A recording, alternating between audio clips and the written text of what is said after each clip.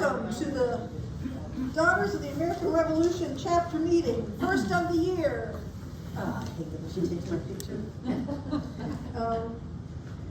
Let's see, first off, I want to welcome all of our visitors. We have quite a few visitors here today. And have you already got roll call? No. She just doesn't sign it. And so we're going to start with the chaplain.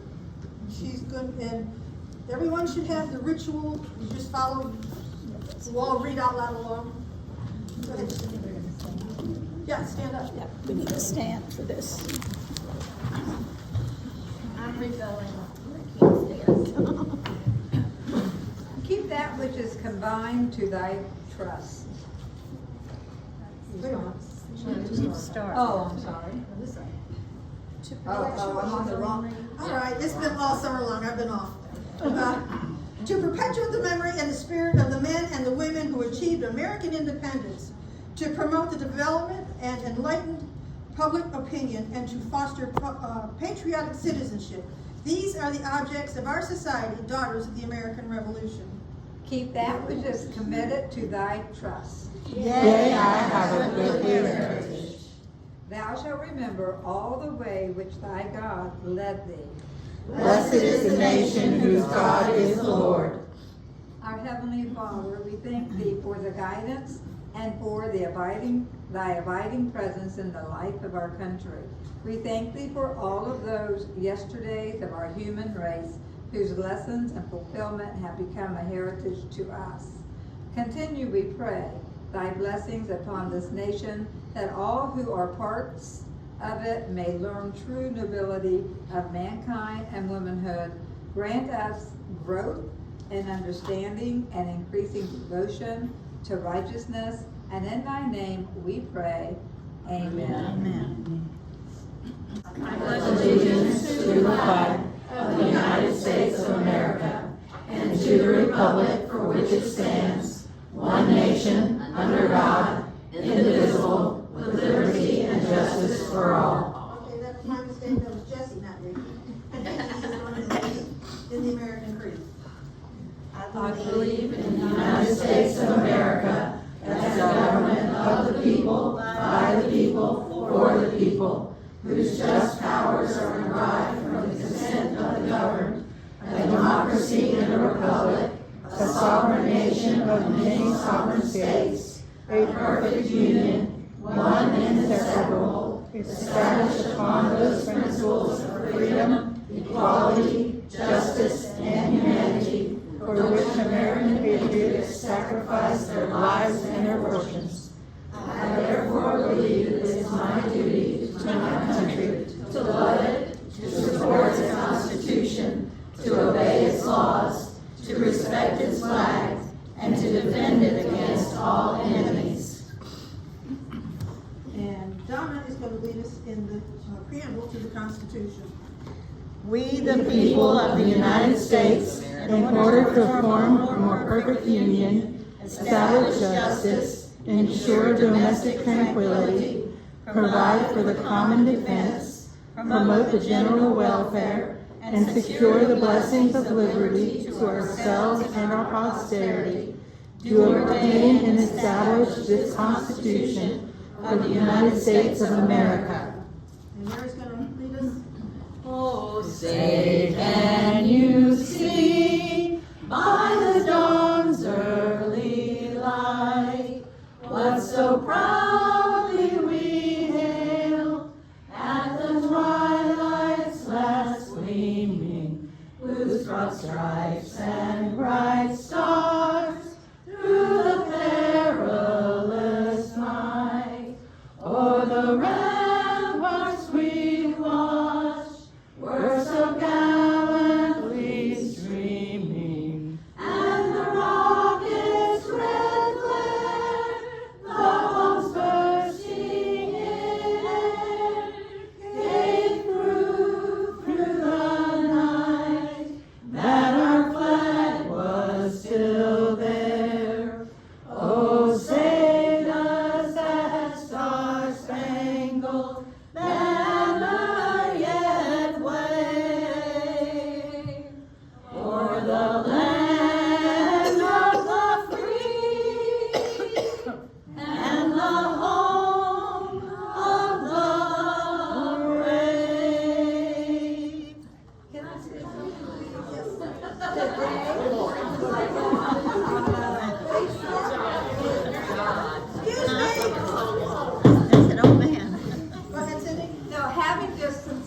and then all that we just now did on Facebook today, I have to say it from there, but today was the first day in 1777, on this date, that the flag would actually float.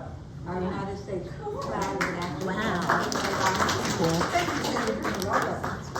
Okay, we're gonna start off with the secretary's report.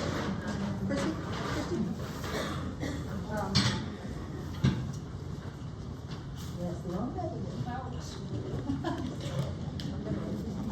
Okay, I'm sorry. All right. We had a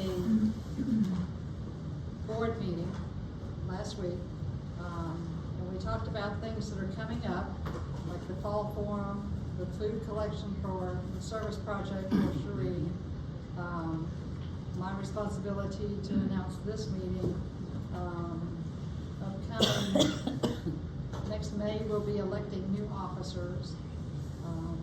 Our September event is our next big thing. The SAR is coming, and we're gonna have the community band concert. George Washington is gonna give an invocation. Mark Ellis will be there. Roger Smith is doing the Florida history as the 14th colony and so on.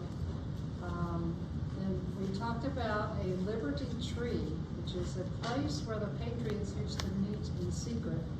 They would, rather than use a hall or some kind of building, they would meet in secret, and then the other side wouldn't know what they were doing or what was going on. We're looking to try and get this event going, and Mary is working on that. We need to pray for the success of that. And Cindy and I did this decorations, and Cindy did all the work. I just gave her some money. And there's an author, Frank Mason, wrote a book called The Four Women of the Revolution. We talked about that. And we have a new member coming in this month. And I think we talked about the food at the September event at the hall there at the church. We're gonna have to get that organized. And I think that was about all. Okay, thank you. Okay, next we have up is the treasurer's report, Carol White. Good afternoon, good evening, you hear my voice, I'm sorry. So, we started last time we met, which was back in May, with $1,202.37. We now have $3,061.37, but we have to pay our dues to national and to state, so that doesn't count, you have to take that out. But, also, if you haven't seen this, I've got more if you want one. Okay? And it does balance to the bank not to the statement, because the statement comes out in another couple days, but it does balance to the bank. Excuse me.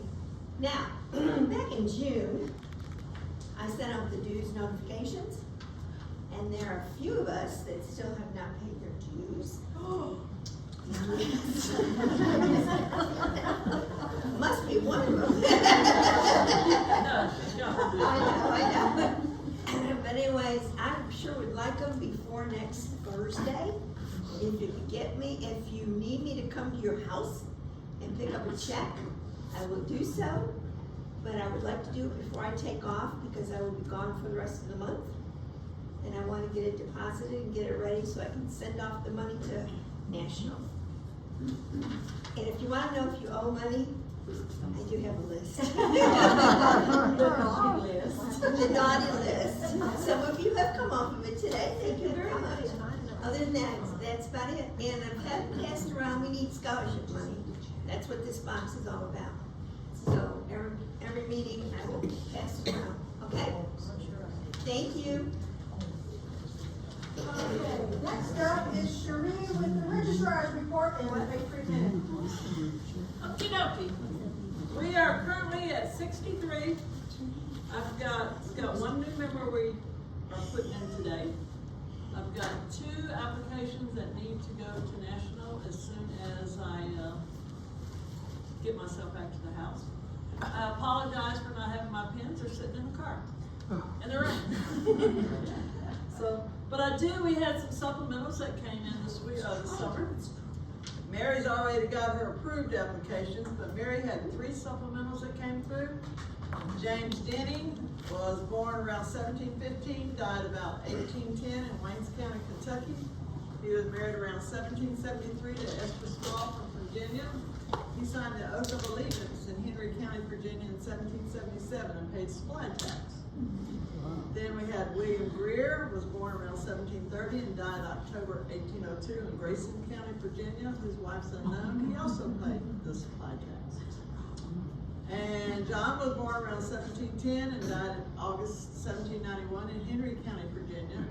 He married Margaret, last name unknown, and he signed the Oath of Allegiance in 1778 and also paid the supply tax. So all 3 of these patriots have the same lineage from generation 1 through generation 7. Generation 7 was George Real and his wife Esther.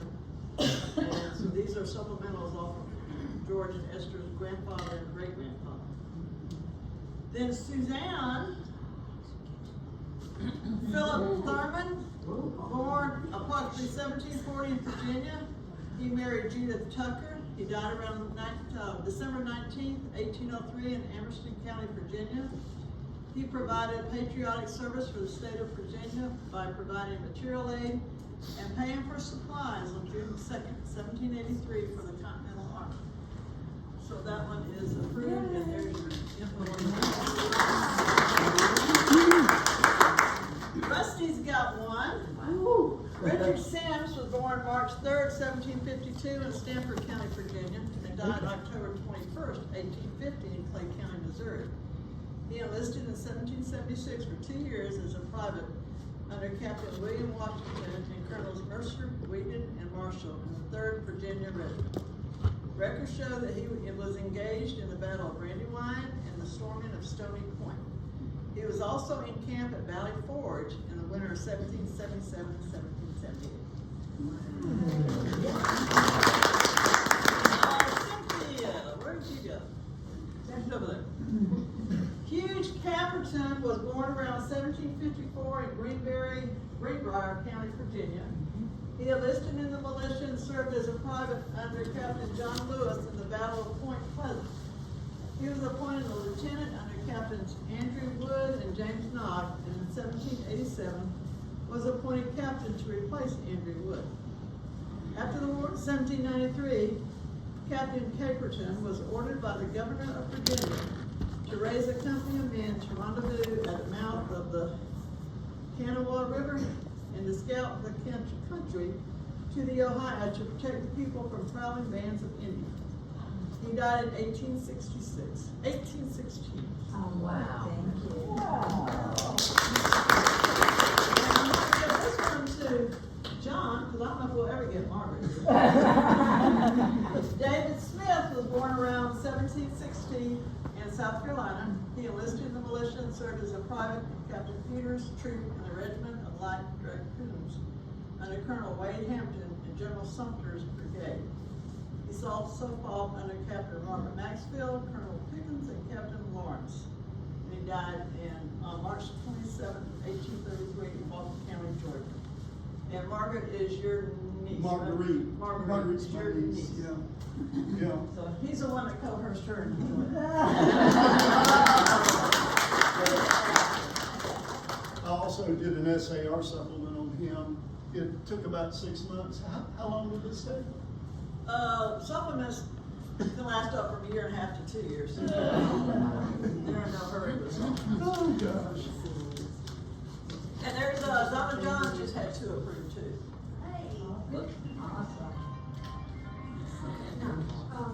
We do have a new member. Is she here today? Yep. Yep. Yay, okay. So we're going to invite her now today. Yeah, he's up there. Let's go here. Oh, we're gonna go.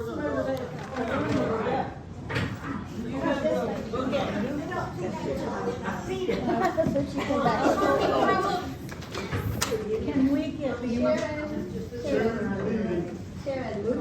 Sharon. Need somebody tall, huh? We're turning it off or down or what? Turn it off as far as I'm concerned. Okay. How about y'all? Are we ready? Yeah, we're ready.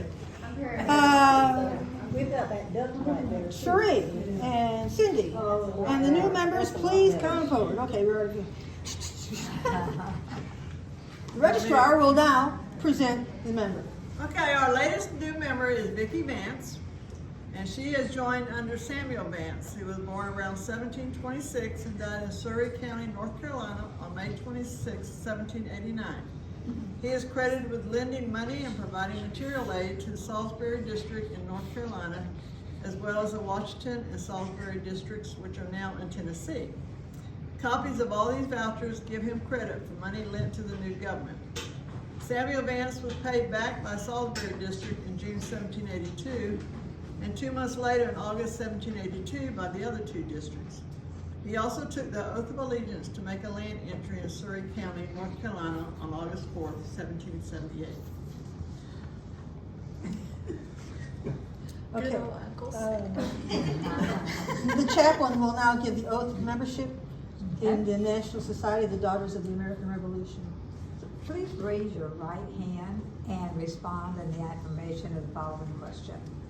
Do you promise faithful loyalty to the bylaws of the National Society Daughters of the American Revolution, the Florida State Society Daughters of the American Revolution, and William Bartram Chapter, God being your helper?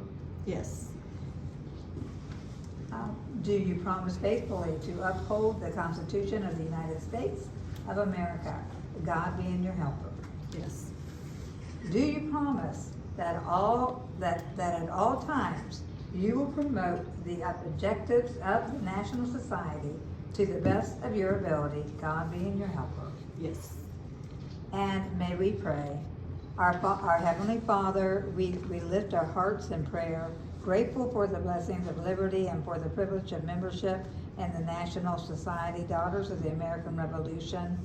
We thank Thee for these new members, or this new member, who is willing to give her time, thought, and talent in service to the National Society.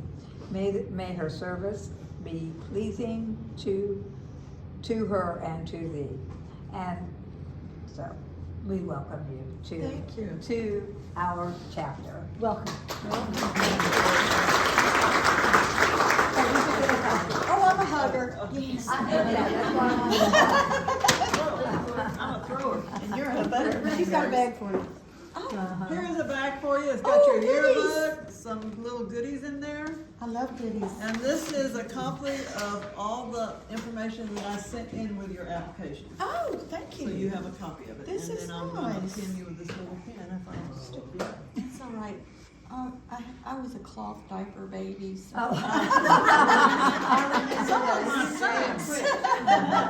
Yeah, so was Heather. And welcome.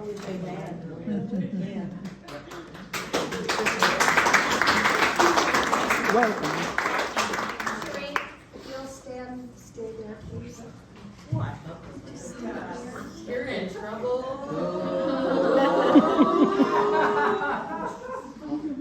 Okay, now we have one more thing.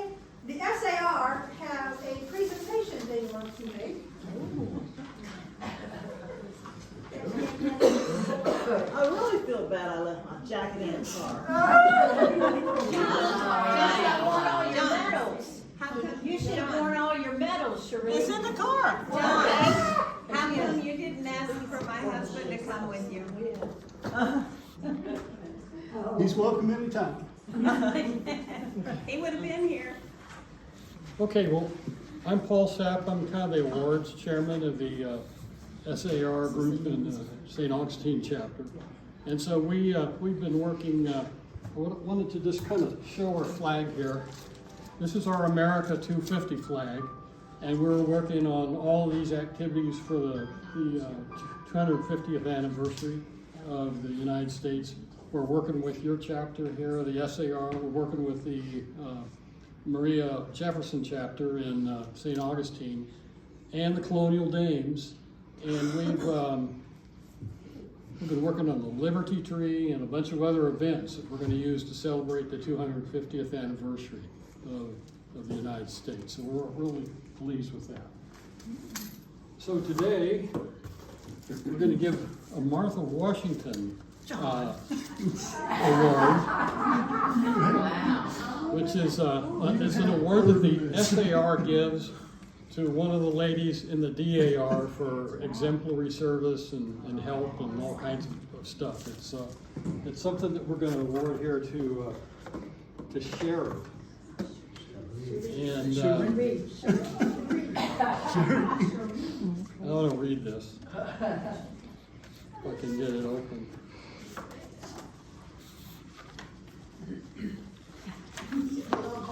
Here, you can hold that. And wow. You can hold that too. And I'll hold this. So, the Martha Washington Medal is presented to a member of the Daughters of the American Revolution, DAR, in recognition of outstanding service to the Sons of the American Revolution. We're pleased to award the Martha Washington Award to Sherry Register. She's a registrar for the William Bartram chapter. I think I misspelled. Just scratch it out. I got it right on there. Okay. She's been instrumental in assisting the development of the newly assigned registrar of the St. Augustine SAR chapter, namely John Robinson. The position is critical and essential to our chapter. She has dedicated many hours above and beyond any of her DAR responsibilities. The information and training to the St. Augustine chapter include working on difficult applications, navigating the DAR genealogical research system, assisting in sorting through the DAR record copies, and recommending which copies to order. Additionally, Sherry guided the St. Augustine SAR Register through the process and decision-making methodology necessary to make DAR document purchases. So we believe Sherry Register is truly worthy of our recognition and accolades.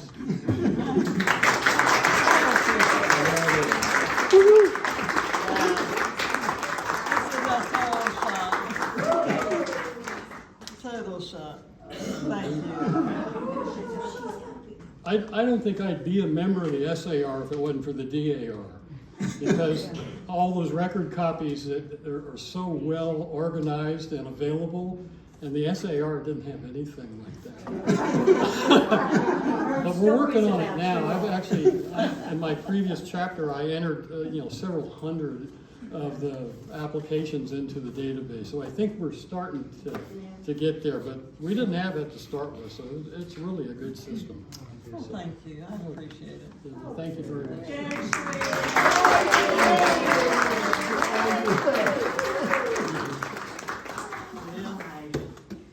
A lot of y'all don't realize it or don't know about it, but my husband had a stroke July 28th, and I have been sitting up there at the hospital constantly going through some stuff, trying to find some more supplemental do this. So I appreciate this very much. I'm very glad to get it. I really appreciate all the help you do. For me, It's a team. It's a team. Yeah. Teamwork. John's been very prolific with your help. Yeah. I think we're on the verge of, if all the applications I have in right now get approved, which I haven't had one that failed to get approved. We'll be in the 70s, mid-70s. Which is almost double what. Yeah, almost We double. need to get a chapter here in this county. Yes. I'm working on getting people signed up. I don't know how many people it would take to actually have a chapter. And we're actually have been discussing changing our name to reflect that we're also taking Putnam County. Oh, really? To me, that's a horrifying thought because of the change of all the stationery and everything. We'll just use computers and we don't need them. Okay, talk to John about that later. Moving right along. Moving right along. Thank y'all very much. Okay, now we have another one to give out. And so, we're gonna give the award to Mary Reese.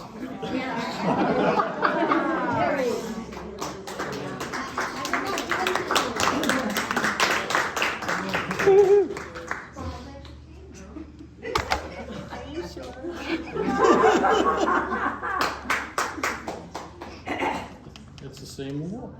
A big one and a little one. Are they-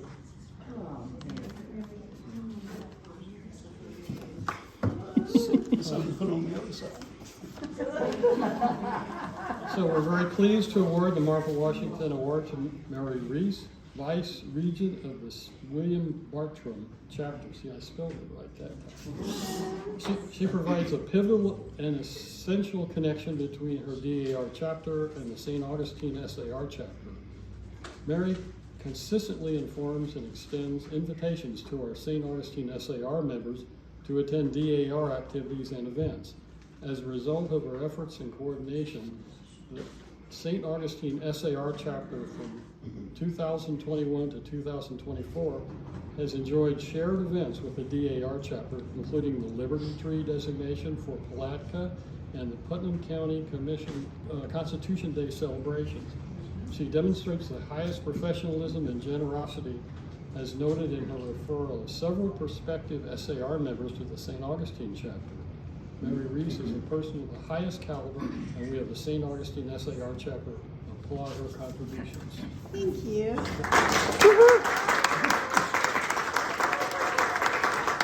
I knew about Cherie. This is like broadside. Thank you so much. Yeah. Yeah, we tried to keep it secret from the people receiving the award. Thank you. Thank you. I'm like, what did I do? What did I do? I'm sorry. I had asked several people to talk on some of these subjects, but we've run out of time, so we're just gonna ask them to stand.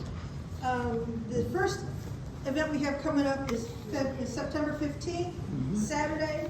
It's our event Celebrate 250. It's just a couple of people. Yes, you take these home, share them with your neighbors, invite everybody. Everybody got one. So you're going to nod your head yes and say, I'm going to invite someone that I know. Mary, would you like to go? They have to come in. It is going to be amazing this year. Just the Jacksonville SAR color guard is coming down to post the colors. There's a bugle player in the color guard, and he's going to play taps as the flyover goes. Pray for the people. Ellis is back again in person this year, and then we have Roger Smith, who is he SAR? I think he is. He is a professor, lecturer, author, who's written about the Florida being the 14th colony, and he's written several little books. We told him he could sell them in the reception hall, so bring somebody if you want one. Speaking of the reception hall, we need food. Yes, everybody. bring Mary's one. the chair of the event. She could use a food chair. No, Amy is. Amy's the food chair? Okay. Yeah. Talk Amy to Carl. Amy, Mary. Amy Carl, just bring the venue, the church is setting it all up, the tablecloths, centerpieces, everything, so we don't have to do that. We just need to bring food. The Jacksonville DAR chapter, that when whoever comes, they'll bring food as well, so. Okay, but we need someone to coordinate that so we don't end up with 27 different kinds of potato salad. It doesn't matter. We're not doing that. Also, we were Yeah, doing, it should be finger food only. Vicky, the new Vicky. Approximately how many people are you guessing will attend? Last year we had around 100. So So this year we're 175 is a good number? probably 200, a little over, but we were bringing. You never know. That's okay. If everybody brings some bread, A city commission meeting is September 12th. Right, which This is the week at 9 o'clock in the morning. If you're available, please come to City Hall for that. presentation of the proclamation. The mayor will also come to the 15th event, but we want to actually look like we care that he did it, so. Yeah. That's at 9 o'clock in the morning Pretty sure, for the city commission? pretty sure. They usually meet in the evening. The commission usually meets in the afternoon. Oh, I got it mixed up. Yeah, I thought so. 6 o'clock. 6 o'clock in the evening. We'll have Christie. It's sing 6 that o'clock at reminder. night. Yeah, watch- City's watch your night, face, watch your county's in the face. morning. Email. County is morning. Okay, And then- October 40th is the T. Oh, Did the sign-up sheet get all around for the team? Oh, we got to sign up. It is our chapter's 40th anniversary that day. Our state regent and our state vice regent are coming, so please dress up, look nice. And we need, remember those of you that are older, not older, but have been here longer. We said we were in charge of different tables, so I need volunteers for 6 tables, and that sign-up sheet's going around, and Vicky's gonna suggest tea, sandwiches, and some, that's also on the sign-up sheet. Okay, yeah, if somebody wants to make like, the cucumber sandwiches, or egg salad, or tuna, chicken, whichever, I'm gonna do a pate, and I'm gonna also make some sweet treats. So, if somebody wants to sign up for something else, and we're gonna have a beautiful, pineapple treat display with fruit and all that, since the region likes pineapples. So, and I'm also gonna do some fruit carving for it as well. Thank you very much. okay, the Christmas tree project. Suzanne, do you have all the ornaments you need? Or are you going to have another update? Well, I'm not sure because I'm gonna be gone for October, so I don't think that's probably going to happen, but if anybody has stuff to donate, please bring to the November meeting. And I think we should have enough. We really have to set it up. Yeah, I don't know anything more on what's gonna go on with that, but here's a couple of just ornaments that we did make, just to show you how pretty. We had fun doing that at Mary's, thanks to her having us at her house, so.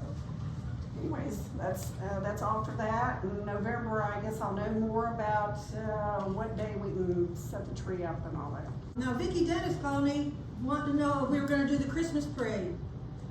And I had told her and I couldn't get anybody involved, so she's gonna stand up and ask you to. Okay, so Tom Deputy reached out to me and asked me about, Daughters of the American Revolution participating in a Christmas parade, which we know is the day after Thanksgiving. So, and I could probably get a float, and the theme would be Colonial Christmas. And we could take either the artificial tree and the battery-operated candles to put on the branches. And I have stuff to stabilize the branches to make them stronger to hold the candles on.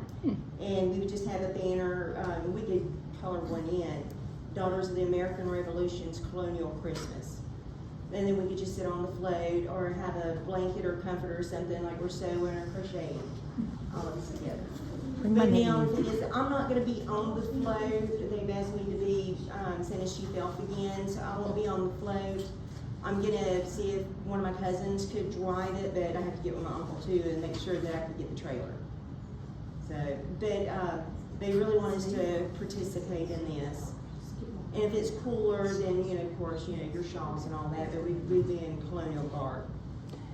And that's normally Friday after Thanksgiving at Yes. the night, like 6 p.m. or something, right? Nice and cooler with your Do we need to glasses. bring chairs or, riding on the float? Yeah, I mean, if you got, some chairs or something that you wanna sit in, cause we would probably take and put the Christmas tree at the back end of the trailer, and have everybody get on and put the gate back on it. And then we would take and use bungee cords to strap the tree down so it's not falling over. Yeah. But using the battery operated candles, it's safe anyway. Of course, they didn't have electricity back then, but we could, and what I like to do on stuff like that, I've done for other parades, is I take burlap and wrap boxes and put burlap ribbon around it in the bags. And that just gives it more of an authentic feel, or else, you know, just the cloth and just bringing it over and tying it off with a bow. Thank you. Is anyone interested in doing that? We need to take account, because if no one's interested. Sharon's interested, I'm interested. I could ride. I don't have any verb, but I'm It looks like there's enough. I think they automatically volunteers because Okay. they know they're getting the screening. Okay, well, I'll get a hold of my uncle, he's got a mom's trailer. Just real quick, I wanna thank everybody for all the support and how great y'all have been. I went through a really rough time, and as Chrissy could tell you, my uncle, he's our preacher, and, you know, I'm helping him and him keeping me busy and keeping my mind occupied, otherwise I'd have lost it. But it was just hard having 4 deaths, and it was actually a total 2.5 weeks. I had 4 deaths in my family, starting with my cousin, then my brother, 4 days later my mom, and then within the week I had an aunt pass away. And that was just a lot, but you ladies have been wonderful, and thank you for your support. And thank you for reaching out to me too. Okay, Mary's gonna talk to you about a liberty tree. Just got shocked. Really fast. Christy mentioned about the Liberty Tree and what it was back in Revolutionary days. There were a lot of spies running around, so they would choose trees in the designated areas to meet under, so that, I thought I was talking loud. So that no one could spy on them. And the SAR has been designating different trees in different localities as a liberty tree with a kiosk explaining what they are as part of the America 250 celebration. And we've been asked to join with them at the Palatka one. So we floating the idea that it would be our next September 2025 event instead of the thing that we do at the church. Unless anybody's gonna yell and scream. That's what that's about. We have a planning meeting with our city manager Thursday, and then we'll know a little bit more. It looks like we're gonna go ahead and get permission and be able to do it. We will discuss the Jacksonville and Tampa invitation events. Yeah. To the events. Sally got a postcard saying, please share this with your chapter. The Jacksonville chapter sincerely hopes you will be able to join to celebrate our 130th anniversary. Please mark your calendar now as seating will be limited. Formal invitations and reservation information will be sent later in December. Looking forward to seeing you, and it's going to be April 12th, 2025. Thank you, Sherry. We will discuss that later in another meeting. Yes, sir. I've got 2 quick things. Your yearbook, Ann Williams's address is 532, not 432. So if you can correct that in your yearbook. Sorry about that, Ann. Actually, it's 432. I don't even know my You told me address. 5. I'm sorry. Okay, y'all don't worry about it. Y'all don't worry about it. It's that. I'm saying you and her are gonna get together.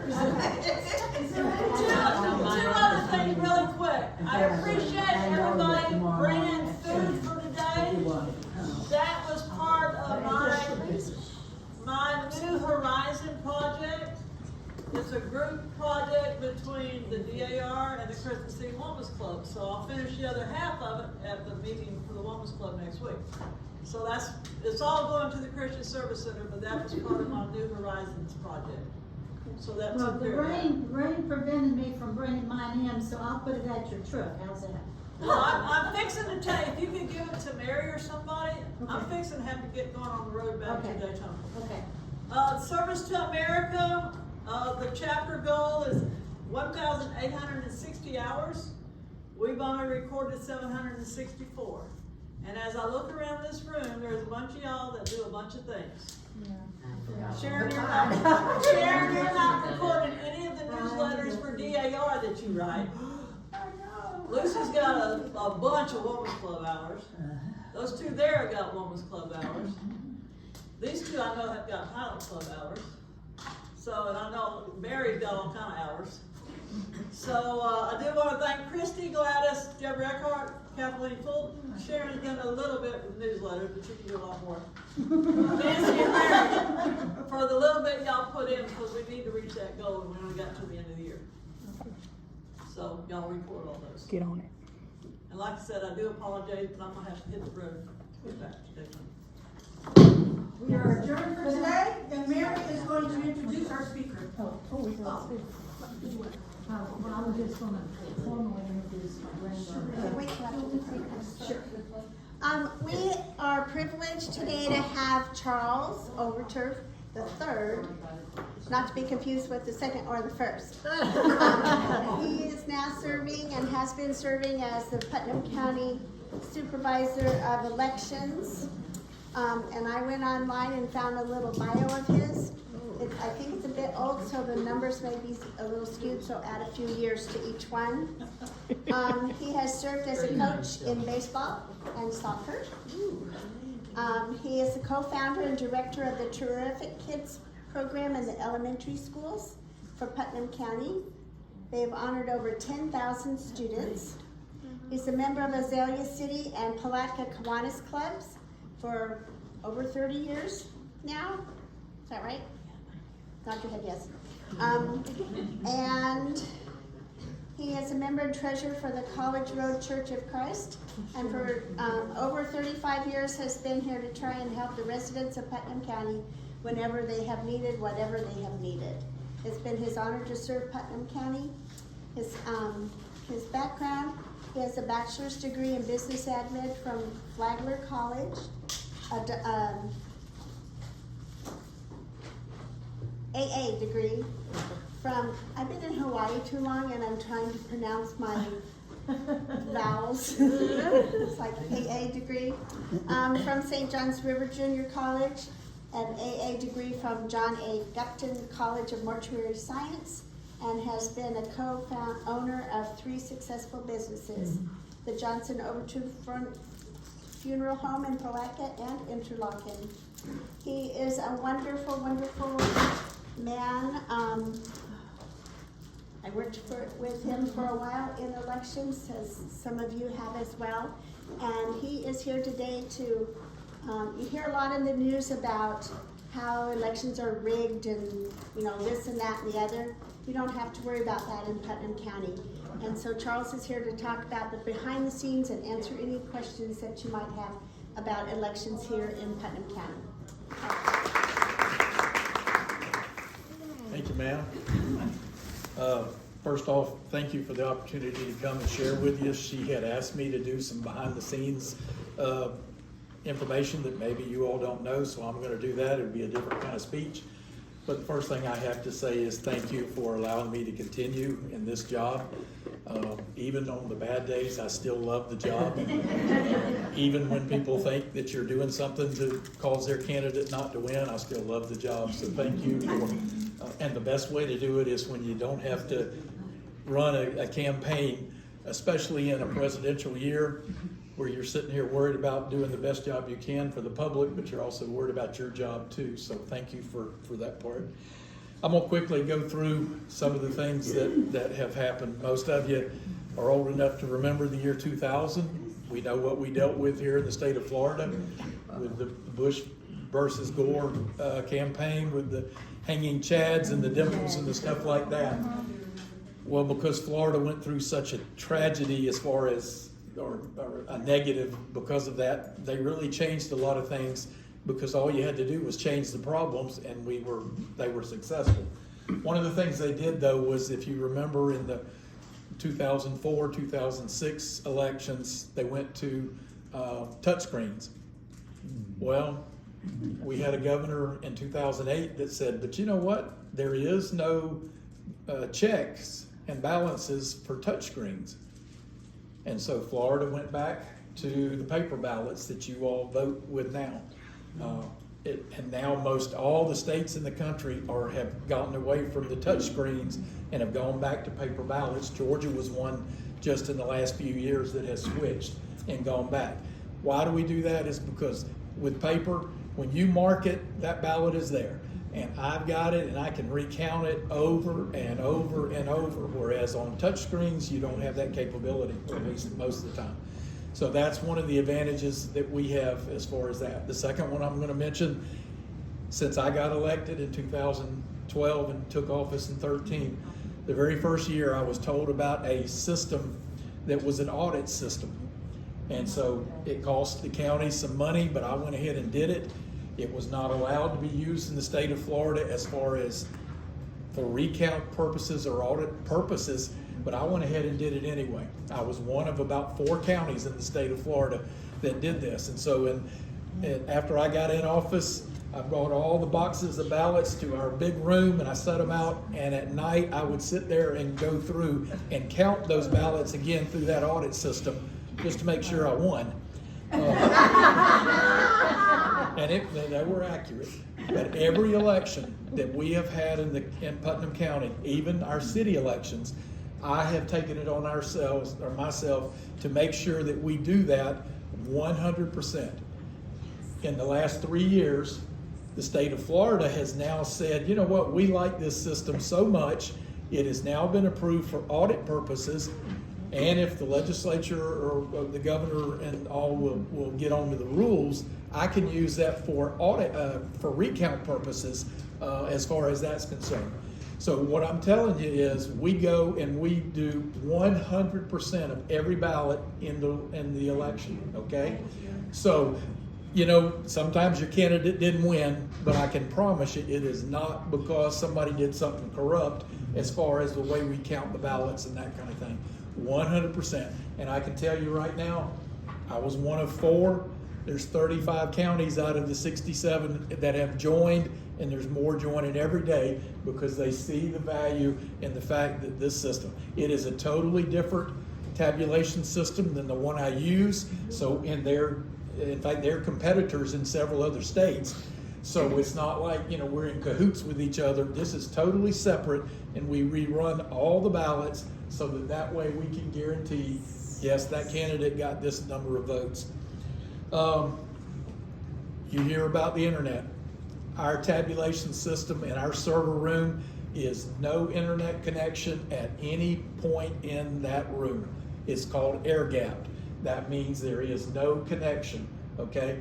The results come in through the phone lines. You know of some other states that unfortunately have some hacking going on and some stuff that they have some questions about, but I can say in Putnam County, we do not have any connection whatsoever with the internet.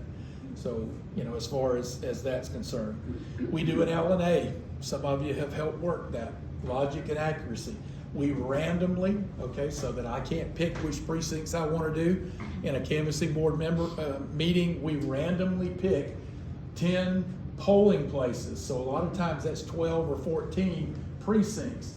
And we have a meeting. Anybody in the public is invited, but unfortunately nobody ever shows up. You know, that kind of thing. And we test pre-marked ballots, okay? We have regular ballots that you and I would do.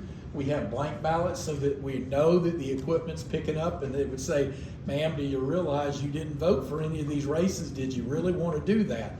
We also have overvotes where, oh, wait a minute, you know, you voted too many in this particular race. You know, we do all of that testing so that way we know that the equipment is correct, that it's programmed correctly, and we have the results and we read it out so that the public knows, okay, your candidate should have gotten 13 votes and this one should have gotten 12, and that's exactly what they got.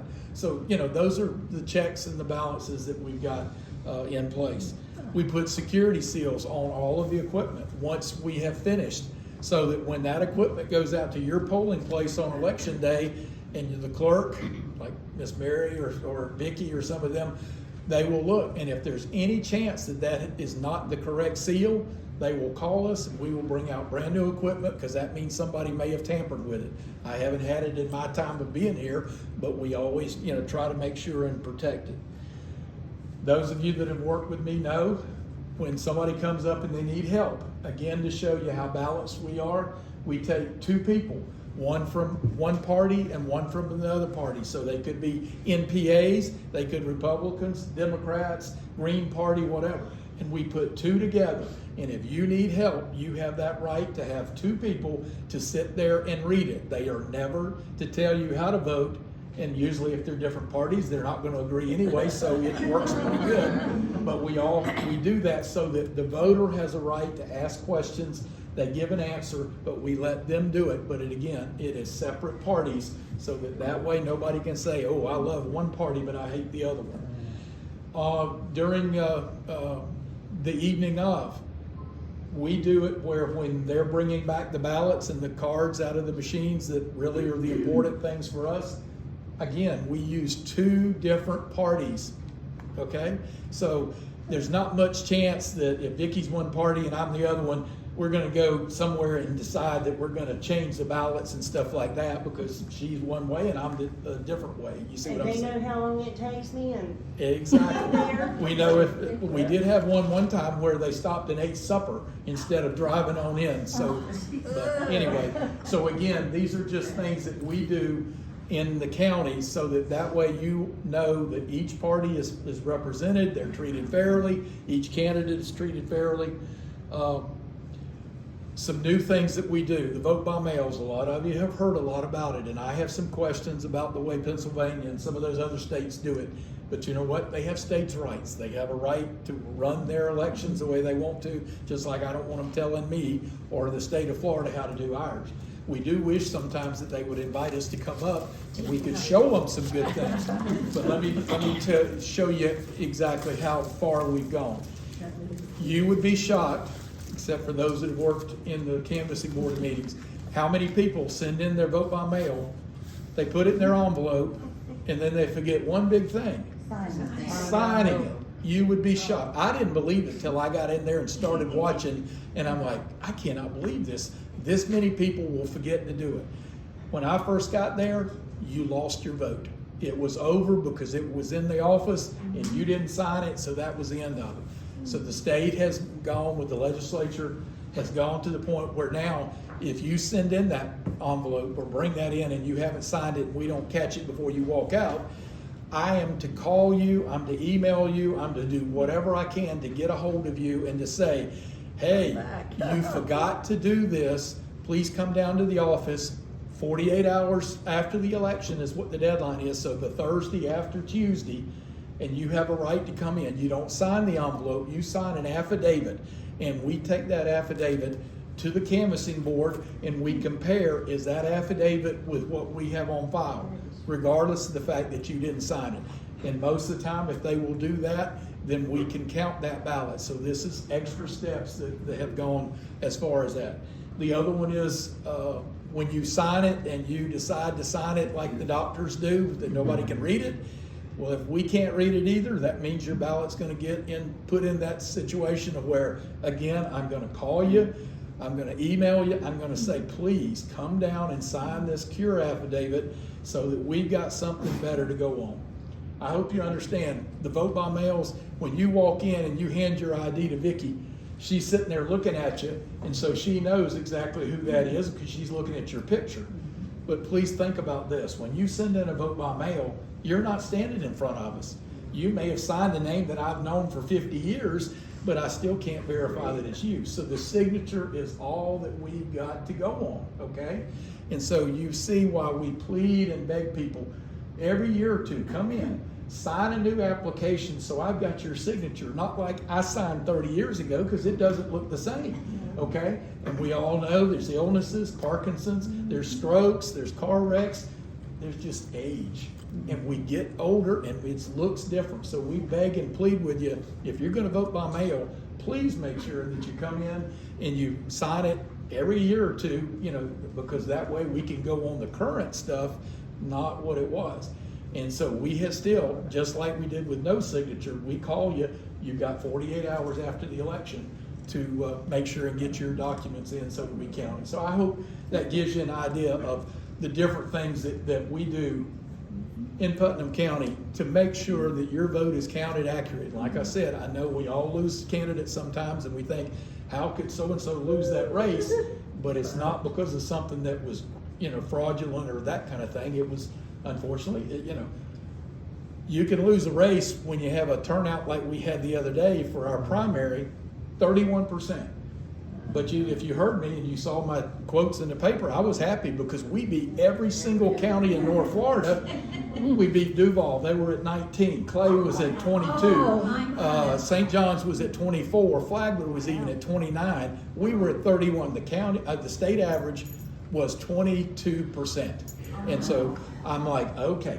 But think about all the races that were decided the other day in that election. So that's when sometimes you can have upsets, is when I think she's got it won, so I'll see you in November, and I don't get to November.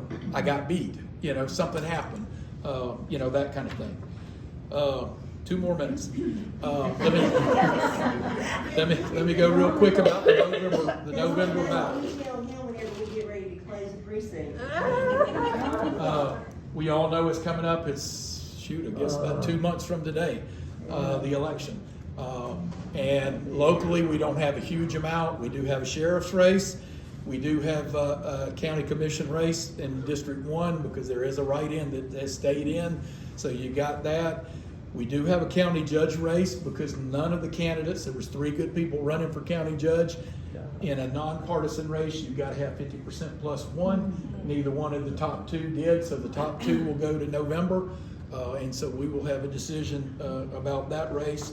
You're going to have 2 Supreme Court justices, state Supreme Court justices. You're also going to have 7 appeals court. And one of those is a Putnam County name, Joe Boatwright, that was appointed, and he has to stand, and nobody runs against him. We have to decide, do we keep him or not? And there has never been a judge in the state of Florida to ever lose, been kicked out. So, but Joe's name, along with 6 other names, will be on there.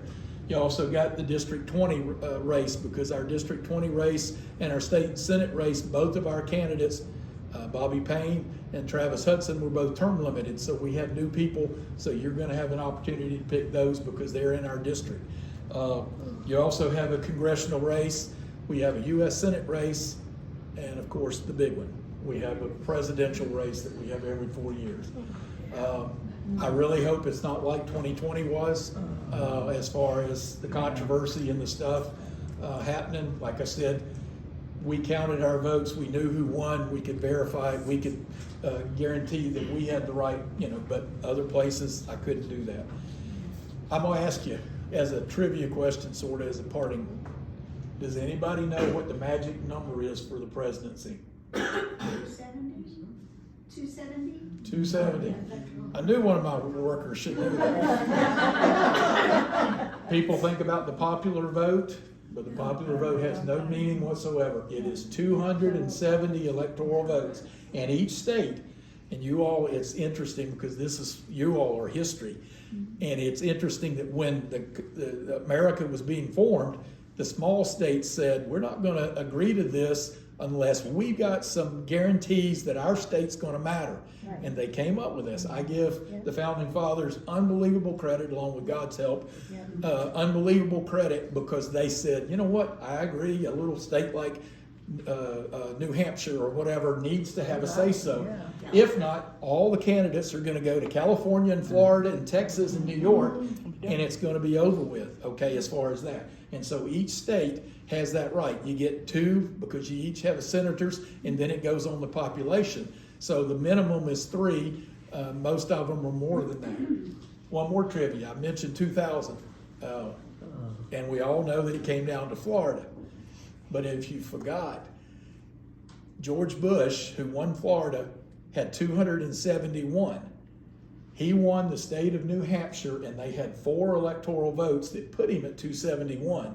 So he could have won Florida, and if he doesn't win the 4 of New Hampshire, he's not the president. Al Gore would have been the president. And most people forget that. And that's the only time since then that New Hampshire has voted in the Republican Party. Republican side.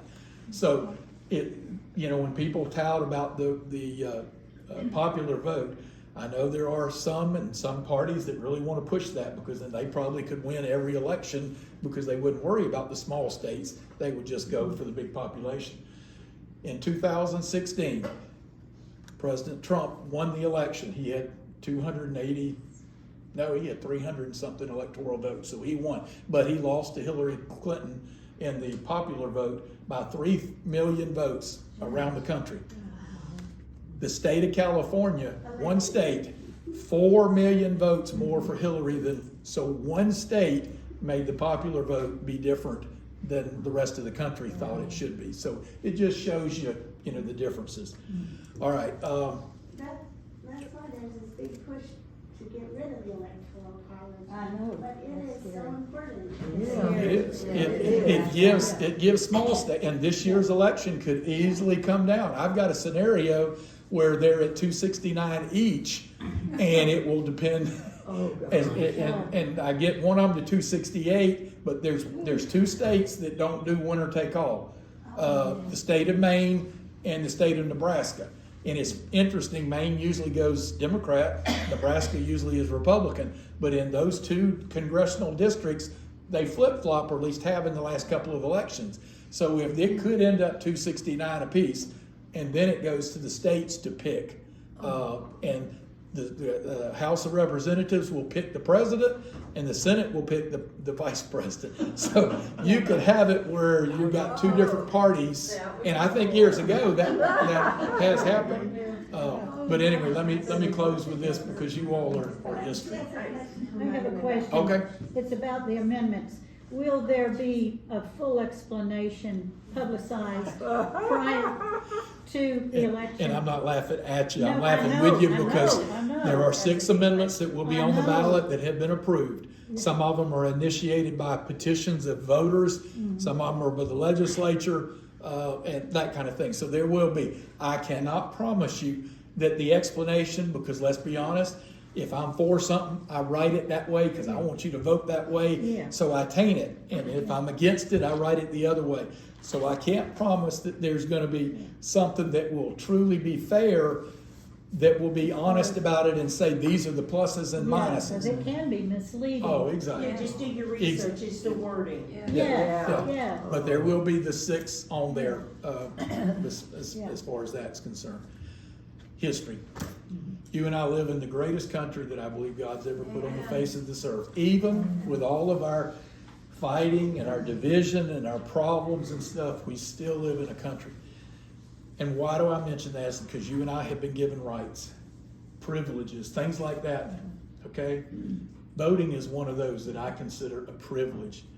But you know what? Those privileges all came at the cost of all of our veterans, men and women that have sacrificed many of their lives, many their health and stuff. And I think about it, I hear somebody say, well, I had a headache and I didn't go vote. Well, I'll guarantee you, some of those guys that stormed those beaches and dropped behind those enemy lines and stuff like that, they didn't feel great either, but they did their job and they did it well. And so I just leave with you, please, when you get to election day or early voting or even by mail, make sure that you use your opportunity to do it, because those men and women, our veterans, gave all that they had to allow us to have that opportunity, and it is too important. If we don't let our voices be heard and probably make some changes about the way things are going, we may not have a country in a few more years. That kind of thing. So anyway, I appreciate it. Thank you. Saying that it's going to the supervisors of elections office, get on it. Go see him. Oh, yeah. Yeah. I trust him. He's got this thing about the end of the day. Right, Charles? When we're getting ready to close, he's the best just pulled I out. trust Charles. Or he'll Steve. say, Steve. well, they just called and we're gonna stay open 2 hours later. So if y'all see that bus for the SOE, you know where to go. Yeah. Does anybody else have any questions? Yeah, I was trying to hurry through some of that, but it was some behind the scenes things that maybe a lot of you don't know. My workers do. They know all of that. Yes, ma'am.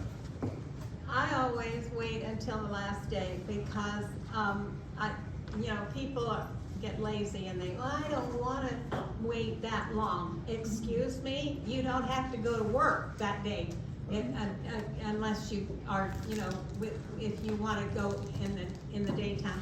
But I have known of at least 2 people that when they went early, one got in jail before then, and after they had said the wrong thing, and the other one had died.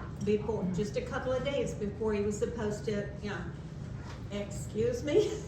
That, I told my husband, I says, you and I will be there the day it's supposed to be, not 1 minute later. And I call you and many others traditionalists, because there are some that Yeah. say, Charles, why don't you get the legislature to change it and let's put it back to the Tuesday only? But it's not gonna happen, because there are people that are in the Because they're lazy. well, They're lazy. You know, they Thank can't you. get out. And then now we have early voting. Putnam County has always, ever since the day I took office, we have voted in person between 75 and 80% either come early or they come on election day. We are not a vote by mail county. Yes, we provide it, and we have some that do that, but we are not, some in South Florida, 60% of the vote is by mail. Not in Putnam County. We love to vote in person. But you do take the chance that all of a sudden you wake up that morning and you need to be in the hospital because you are deathly sick, and then you don't get to vote. You see why people, you know. That's God's fault. And one of the things about voting in person, you hear it right there on the ice machine, your vote counted. You know it. Exactly. Thank you. Yeah, we call it an ice machine. That's what your ballot goes into, and it counts. Oh, Yeah, it's calculated on the vote. There's no way I'm sure. Thank you. Thank you, Charles. Ladies, before you leave, Donna would like to introduce you to her Well, granddaughter. I've introduced her to most of you. I'm a proud grandmother. This is my granddaughter, Anna. She is a recent graduate of University of Arkansas. She's a missionary, and she will be working in Colorado starting next year on college campuses trying to acquaint young women with the Bible and what it's all about. So if y'all have any connections or anything that you can do to help her, she's currently staying with her dad, our son Walter, in East Palatka until the next couple of months, right? And she'll be glad to talk with you. If you have organizations, she'll be glad to meet with you. I told her I'd bring her with me today, introduce her to all of y'all, because everybody's from all different walks of life in here.